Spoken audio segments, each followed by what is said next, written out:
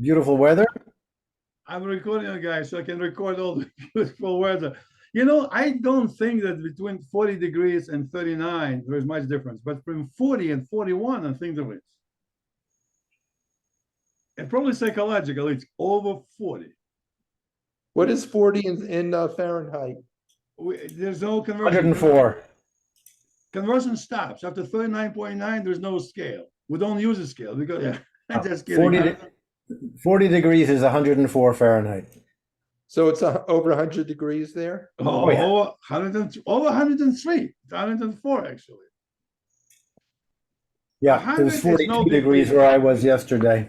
We can tolerate 100, but 104 is typical. Yeah. Well, that's good. It keeps the protesters out of the streets. No, they just come out in the evening. They're very smart. I remember years ago in America, one time, I forget, there was a protest, something like Wall Street, I forget, but the Wall Street they were getting, right? And I remember they interview one guy, I think at like 9, 10 o'clock, they there, and like CNN or somebody interviews him. He says, "No, what do you think about it?" And he says, "We're having trouble getting our message across." She says, "Why?" Because by the time all these bankers come in, we thought they're bankers hours, but these guys at Wall Street, by 7, 8 o'clock, they're already at work. And I only get up, get my coffee and donuts. By the time I come to strike, protest at 9, 9:30, this guy's already in work. It's very unfair. We can't even express our views. And you know what, Lev? You know what the other issue is? Those Wall Street guys couldn't care less what those protesters have to say. I It means know. nothing to them. I know. Well, let's talk about today. This was your proposal. You said today we should discuss. It's we talked about before, but I think you want to present it in different light. Reform, and can you rephrase your topic and kind of kick it off? Well, I wanted to, if I can get back on, I think my picture disappeared. No, you're here. I thought it'd be You're fun to still talk on. a little bit about our relationship to the land. Okay. Who are we? Is that okay? What are our rights? What are the rights of the government? Does Israel have a right to have a government? And, just who are we? I'd like to hear your guys' opinion on that. Okay. You understand? What is our relationship to the Temple Mount? Does Israel have a right to have a Supreme Court? Does Israel have a right to have Arabs judging us? Do non-Jews have a right to the land?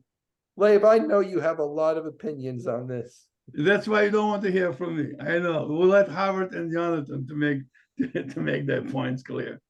So this afternoon, a few hours ago, my wife and I went east from Nahariya, and we went to a Druze town called Rameh.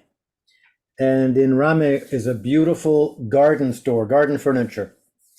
And the moment we stepped in, we were welcomed. The guy who showed us around was a real angel. We went into the back room where the owner is. He spends almost half his time out of the country sourcing stuff to bring in. China, Singapore, Portugal, Spain. He brings in outdoor burners, charcoal, tabunim. He's got all sorts of stuff. Wonderful guy, Druze. He and his whole family served in the army, in the Mishmar HaGvul, in the police. His relatives are doctors. His wife is a lawyer. They have not been able to expand their town ever. Whenever the municipal boundaries were set, that's what they are now. And he said he's so bitter because for all of the stuff that they do for the country, they get nothing back. More than that, when there are protests or criminal actions, particularly the demonstrations by the Muslim Arabs mostly, there are a huge, of the 70,000 lawyers in the country, there are a lot of judges, and the judges are Arab Muslim, and because this is their brothers, their sisters, they are the people who are coming in front of the judge to get tried and sentenced for not just demonstrations, but criminal activity during the demonstrations, they're set free because the Arab Muslim judges are just helping their brothers. And he said it's so frustrating because the amount of criminal activity is it's intolerable, and yet there's nothing anybody can do about it because of this hamula, this brethren. It gave me an entirely new view on what's happening here and how much I love my country. And he said, "Why are you here? Why not live in Canada? It's beautiful." I said, "Because here is my home." Okay, let's get back to the topic that Bob asked about. This is my home. I feel I have a right to be here because I have a historical right, which is proven in documents over 3,500 years old. Historical facts, not just artifacts, but facts on the ground, which are every single day trying to be ruined and destroyed. But I have no question at all about my right to live here. I do think that we have something somewhat skewed, about our treatment of our brothers, or let's say our cousins, who are, as he says, the Druze of the Golan Heights do not consider themselves Israelis. They consider themselves Syrians. That's what their close relatives, live 5 kilometers away on the other side of the border. And with the demonstrations and destruction of the wind turbines a couple of weeks ago on the Golan, that's a different clan. So I just wanted to throw that into the mix because as much as I love Israel, I would also like it to have some equality, particularly for the people that are showing their loyalty to Israel. So just saying, throwing it I up. don't know a lot of these details, like I don't know about the crime or about demonstrations. Can you be a little bit more specific about what's going on? The demonstrations a couple of years ago, the Arabs in Akko went rioting. One of the restaurant, which was labeled by some cuisine place as the absolute best restaurant in the Middle East, it was burned to the ground. Is that the famous Druze restaurant in the Golan Heights area? No, I'm talking about It's Akko, north of Haifa. in Uri Buri's restaurant in Akko. Uri Buri's restaurant. He's a millionaire. He's a wheeler dealer. Really quite a nice guy, actually. I've met him, talked with him, worked with him a little bit. But his place was razed. It was burned out. He lost a lot on that. And what was the reason for that? Gee whiz, what was the reason for that rioting? Well, I mean, did the Arabs not like the Druze? Are they enemies? Yes, the Druze have no love lost with the Arab Arab Muslims. If Israel were somehow to come under Muslim rule in any way, then these people would leave as soon as they could, as quickly as they could, because they knew what would be coming, and it would be ugly and it would be very violent.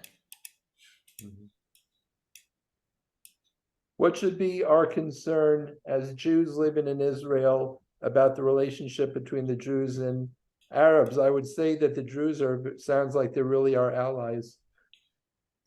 Yes, they are our allies, and I think if we're going to discuss living Torah true Judaism, then we also have to make sure that we are treating our I won't say less privileged brothers, because they have as much privilege as we do.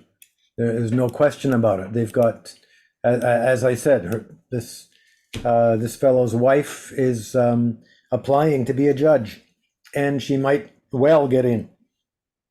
But I think there has to be some equality under the law as well. I certainly know that where we used to live in Ma'alot, Ma'alot is actually a twin town. It's called Ma'alot Tarshicha, hyphenated, and the Tarshicha part is Arab. It's mixed Christian and Muslim, and this was supposed to be the model for Israel about how Jews and Arabs get along.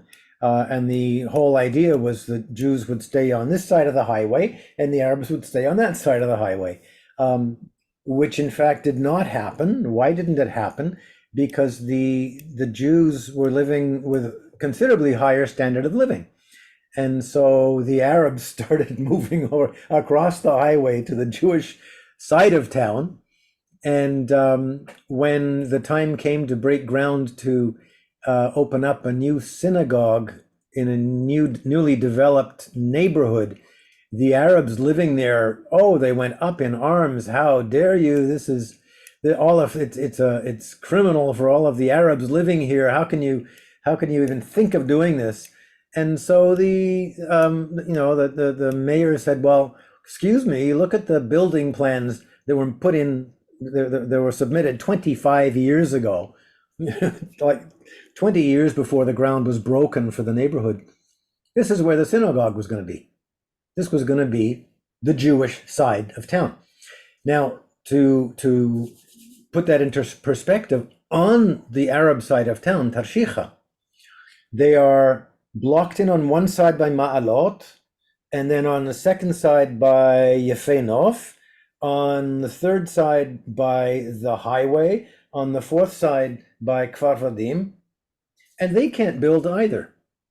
The children of the people living in Tarshicha cannot find any place to build, to put down a plot of land. And what that leads to is a huge amount of illegal building, because of course these are zoned places, but they're not built. It's empty land. And so in Rameh and in Tarshicha, there is a huge amount of completely illegal building. It is not supervised. The Jewish supervisors do not go in there. They don't want to get maimed or killed.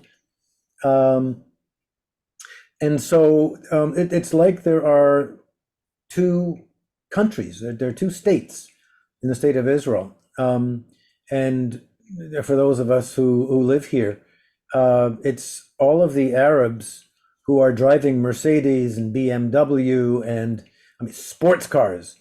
The Jewish Israelis just don't have the money for it. I don't know if they have the cheshek, the desire to own Mercedes-Benz, but very, very few do.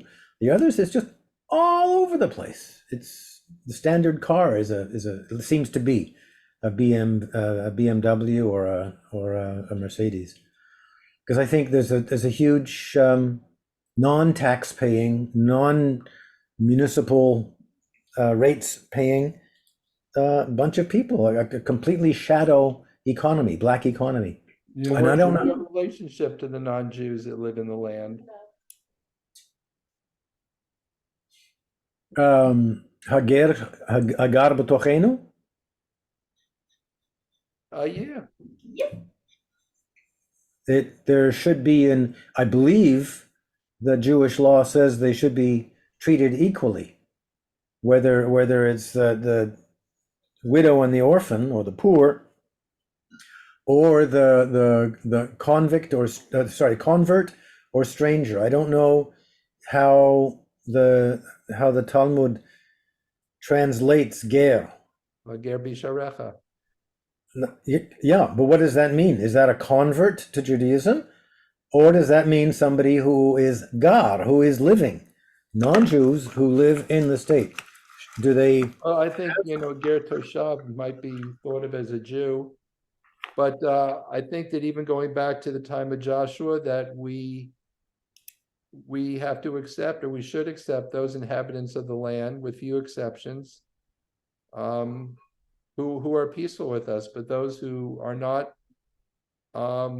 we should not accept in the land. But there's a big difference now. Joshua didn't have non-Jews in the army, and Joshua did not have the tribes mixing with the non-Jews. Why have we changed so dramatically? Why do we have non-Jews in our army? Why do we have non-Jews ruling over us on the Supreme Court? Why can't we just live separately and peacefully? And if they're not peaceful, then they have to leave. Why have we changed the rules from biblical times to today? It's a good question, right? Well, I say, Howard, give us the answer. Howard, you want to give an answer?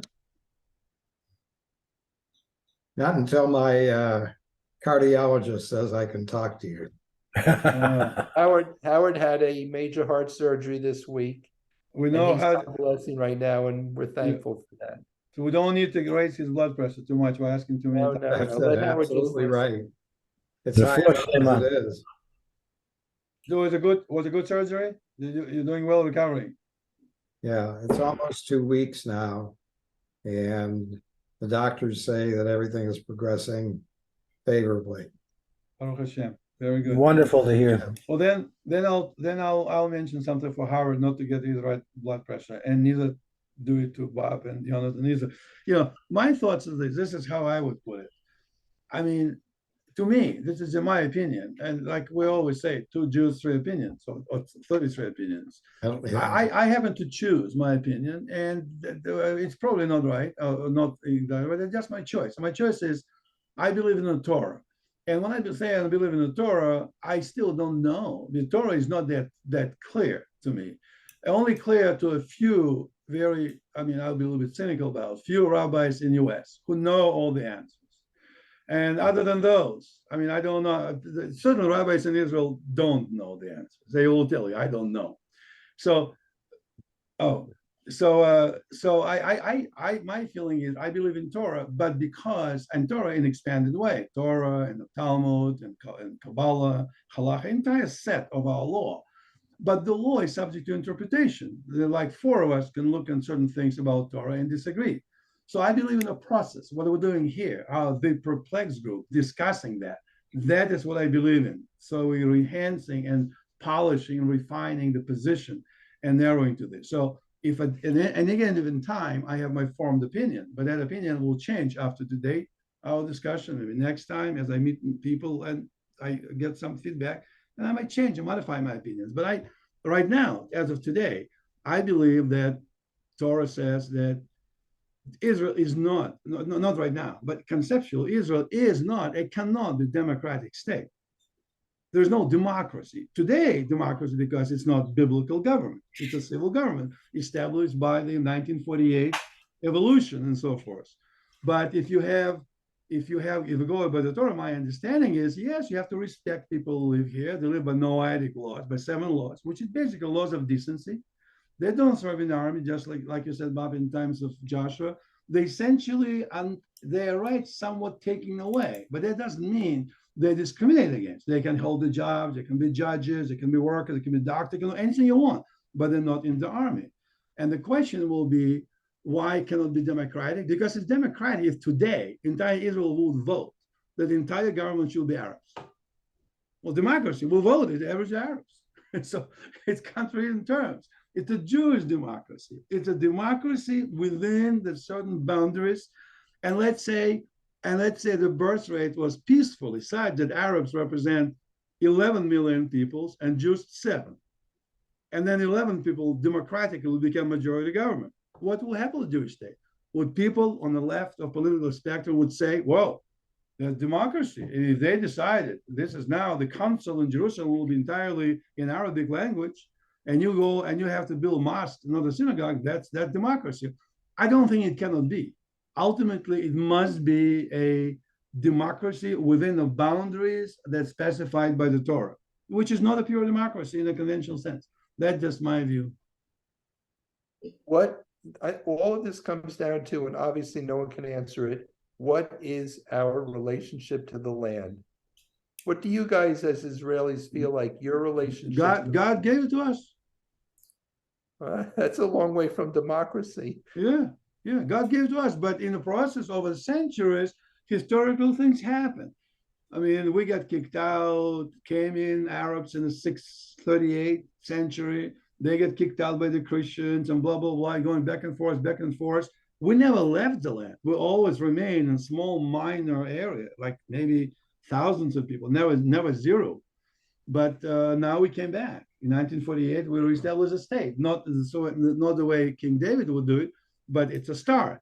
I believe it's a nice start with some issues like Jonathan mentioned. There's bureaucracy. There are things that we're not proud of. There's discrimination sometimes against Arabs. Sometimes discrimination against the Jews, both ways. But they're just part and parcel of the reality of today. I think eventually it'll all evolve to become essentially Davidic monarchy. Well, it's hard for us to define who we are because there are no tribes. We have Shemitah, but we can't have a Jubilee year, Yovel, because we can't give the land back to the tribes. Well, it's not So, yet. who are we? What is our relationship? And who are the people that live with us? What should be our relationship to them? Like Jonathan said, we should respect them, treat them nicely, go to the checkups if they're doctors, lend money if they're bankers, or whatever, and just live peacefully with them until Mashiach comes, or the process of Mashiach, the person of Mashiach, whatever, until eventually, we don't know how, eventually it will just evolve. It's not ready. We are now a soup that is now potatoes been cut, tomatoes been squashed, all put in the soup. Water is not boiled yet, it's still cooking. It needs time to cook up, and whatever it come out, we don't know. I believe it will come out to be a Torah-abiding country. Today, Well, Lev, I think what you just said is part of what we've been learning, that when Ezra took whatever groups he took out of Babylonia, out of Babel, that there's actually a pure group of Jews in Babel than there was in Israel, that Israel has always been a mixture of many different types of Jews and people. Always. It's the way it's always been. yes, yeah. I thought about this a lot when I first came to Israel, and I saw that all of the laborers were Arab. The people who built all the infrastructure, the workers who built the houses. Last year, when I did my shiputzim, the improvements to the house that we built, we had to make it livable, $250,000 shekels. Arab Muslims. Like Mexicans in the U.S.? I'm sorry? Like Mexicans in the U.S.? Yeah. Yeah. And if it wasn't for those people, there would be no construction in this country, because the Jews want to be doctors and lawyers and not construction workers. So how do we build and maintain a country? And now the Arabs are not only construction workers, they're also the doctors and the lawyers. Like the guy who operated on me a month ago is an Arab doctor. You know, Alice, I'll say maybe, if that should happen, maybe then we don't need as much construction. Instead of 5-bedroom apartments, we'll live in 2-bedroom apartments and be happy with that. Well, there's precedence for this because Solomon built the temple with foreign labor. The Jews didn't go up to Lebanon and cut down the trees and bring the stones in. It was foreign labor that he hired. So nothing ever changes. Yes. I think that based on what always has been and always will be, that we should not ever attempt to create a pure people or a pure Jewish people or a pure davening Jewish people, that we have to accept there will always be a polyglot or a mixture of people in Israel, but that essentially, even though Mashiach's not here, it's our land. It's a Jewish state, and that's the essence what Lev said. I think that is the general understanding. I think Netanyahu's expressed that too. Well, I would add also one thing, Bob, interesting, that I tell you, if Arabs didn't have any surroundings areas, like Syria, Saudi Arabia, Egypt, Libya, you name it, then I would say I would be even more sensitive. I'm not saying I'm not sensitive to Arabs. I do feel we have to get along and be cousins, live together. But if they didn't have it, like us, think what happens. I read a lot of literature about what happens to us in 1920s and 30s when British blockade, and there was horrible things. Jews couldn't come to the land. After concentration camps, they still were torpedoed by the British ships. We have no place to go. No place to go. I mean, German boat, I forget the name, it came to America, was sent back from America back to the by Americans, concentration camp. That's immediately. But Arabs don't, so we have nothing. We have only this land that you can drive 6 hours one way and 2 hours across there, and that's it, half of New Jersey. Nothing else. We don't have Sweden. Arabs have vast land. So if something happened to Arabs unjust, unfortunately, at least the guy can go to Amman, Jordan, or to Riyadh, Saudi Arabia, or somewhere to his brethren and be safe there. He might say, well, I had a house in Yafo and I had to leave, and now I live in Amman. It's not fair. Well, it's not fair, but he can still have life and live and be a doctor and do all this stuff. We had to choose between dead and alive. So I feel good that Arabs have some alternative at least with brothers. It's like I have a family with 10 brothers. If they kick me out, I could go to one of my brothers. Well, I still complain they kick me out from my house, but at least I have a brother to go to. But I have nobody. It's a very different story. So we have different situations from our brothers. I don't have the same depths of empathy for the Arabs as they have for the Jews, just because we have no other option. Nobody in the world will care for us. If God forbid Arabs will kick ourselves today, America will probably will abstain in the vote in the UN. But what you're saying, Lev, is the Arabs must accept the fact that it's a Jewish state. In that sense, they are de facto second-class citizens, but they should be treated with respect, have full civil rights, have full rights to a job and a life. Yeah, and that would be nice. They should have, if they feel like they're cousins to us, as they feel with them, they should feel the same way that I feel to them. Empathy to us. They should say, guys, we understand you have no place to go. I'm your cousin. Please come to Yafo. Please come to Akko. I'll help you out to build a house. Live here. I'll help you out. I'm not trying to kick you out. I'm not going to be, well, but this is my house. Get out of here. Go back to Poland. I don't care where you are. What is it? You have a huge amount of Middle East you can live in, and you don't want to. Even if I did come from Poland or somewhere and I never lived in Israel, even if I did that, but you guys have 25 houses, and I occupy one room of your 20 houses, and you want me to kick out from this room because it's not my room? I feel Arabs don't have empathy for us.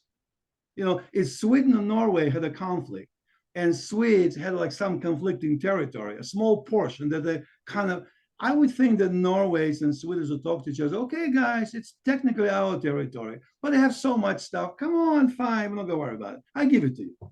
That's what we should do. What planet do you live on? Well, that's a planet of the perplexed. That's a planet of perplexed. Oh, Lev, it's beautiful. I pray for that day. Yeah. Yes. Yeah. But I did think of this. Think about it. If I have no place to go, and I go to one of my friends, go to Jonathan in the area. So everything else, Beersheba just flooded, and there's no Beersheba. Jonathan probably say, Lev, yeah, I don't know if you can live with me forever, but here's an apartment, stay with me for a couple of months until you find a place. He wouldn't say, this is not your place. Come on. And we as Jews have empathy for somebody else. I don't think Arabs had that empathy for us as human beings, not because we took their land. Lev, they don't have empathy amongst themselves. The same fellow that I was talking about today, his wife and his kids, they were coming back from Singapore. He takes his wife on a lot of trips he goes on. He's a truth. You said the flight stopped in Dubai, and she wanted to spend a couple of days in Dubai. And he said, over my dead body, you spend a couple of days in Dubai. I'm not setting foot there. Now, I acknowledge these are Druze and Dubai is Muslim. Mm-hmm. But the amount of friction between the two of them is incredible. He flew back straight to Israel. His wife and the kids stayed in Dubai for a couple of days. They came back and they said, you were right. It was horrible for them. Horrible. Jonathan, what is the religion of the Druze? Druze. The Druze religion is a secret religion. It's a mix. It's some Arab roots, some Muslim roots in there. No, it's not Muslim roots. Their religion is secret. You're not allowed to learn about the religion until you're 40 years old, and then you can learn about it. So how do they keep their children from wandering off? I don't know, and perhaps I haven't asked what sort of problem that is. I know that the constructor, the contractor who worked on our house 20 years ago. Actually, no, it wasn't him. It was the fellow we bought our furniture from. The family used to live in Tzfat, and the patriarch of the family, they lived in Tzfat for a long time, generations. And when the kids going to school wanted to be like their friends, and what does that mean? To put on a kippah, a yarmulke, and to start asking about what's a bar mitzvah. Can I have a bar mitzvah party too, Dad? The patriarch took the family out of Tzfat and into a Christian town, Gush Chalav, which, as you may remember, is one of the walled cities. And so if there are any Jews in Gush Chalav, they have to have Purim for 2 days. But there is a big problem with assimilation. I agree with you. Assimilation the other way. I don't know if we should be happy for it or not. But the people that I'm talking about are the people who are defending our country. They're the ones who are serving in the army, in the border police, the ones who are getting killed in terror attacks, Jenin, some other, I forget where it was, two border police people were killed. One was Druze and one was Jewish. Well, I've eaten in Druze restaurants and I've been in some Druze towns. They seem like they lived pretty well, and it seemed like relations were pretty good. Yep. Yeah. When I was commuting daily through a Druze town, whenever I saw a soldier, I would pick the soldier up and not only take him to the town, I would drive him home, because this particular Druze town, Khorfesh, is built on a hill which is sort of, I think it's an 18% incline road to go up, and I just didn't want that soldier who was defending me to have to walk uphill like that to get home. Nice. Very nice. That's great. That's a good story.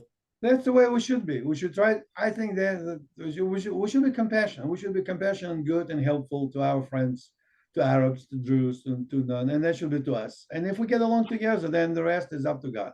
The God that will make sure that everything will be okay. Right. So anyway, that was my thoughts about. I think that we see the world somewhat similar. Not too much arguing here today. You see how interesting we call ourselves perplexed. We always we are opinionated, and yet, as a paradoxical, we always come together to be united.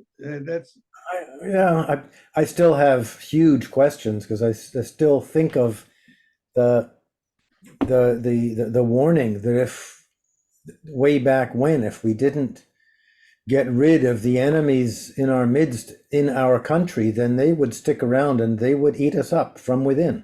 Yeah. And that well, but that's a very difficult question, because the Ammonites, the Moabites, the Amalek, they're the ones we had to be concerned with for different reasons. But the modern Arabs or the Druze, I don't know if they will eat us up. I still think, and you'll think I'm crazy on it, Tom, but I think Leib is right, that one day we'll make peace with these people. I think according to Torah, about when you think about Ishmael and Isaac reconciled at their father's grave, and Abraham's funeral, they reconcile. So Torah tells us Arabs and Jews are destined to reconcile. Ishmael and Isaac did.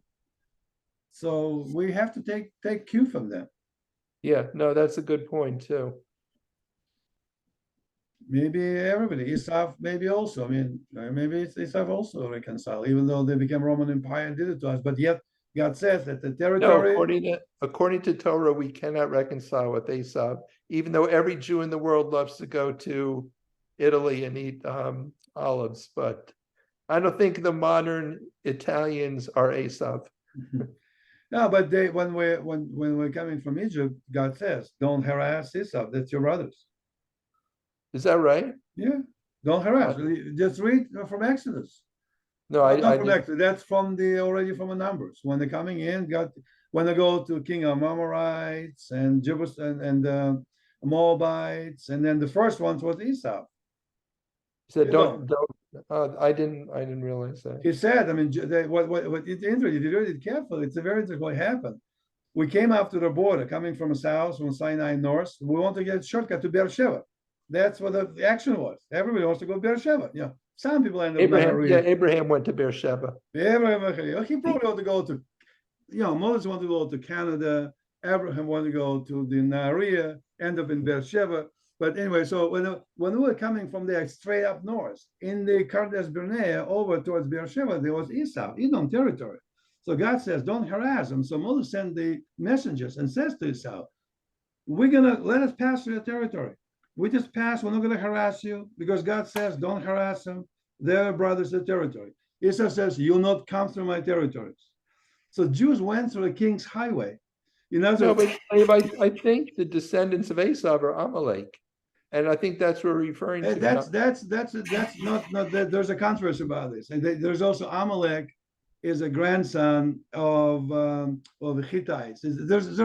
Anyway, we only have a minute and a half. There's a controversy, but anyway, so we went north, and Esau didn't fight us at that time. Esau says, "Don't come to my territory. Don't come to my towns. I hate you.